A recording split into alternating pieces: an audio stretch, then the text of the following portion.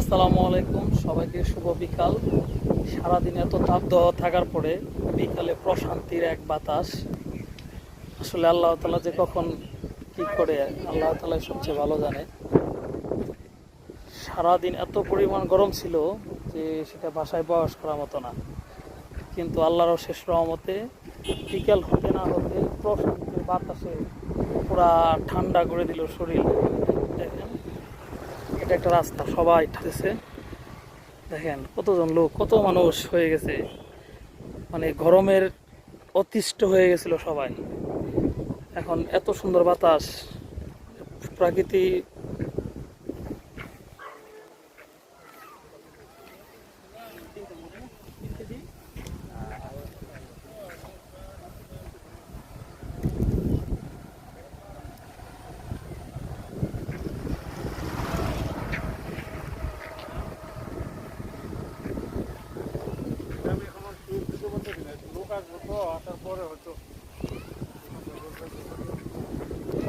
এই যে ফুলের গাছগুলো তো সুন্দর।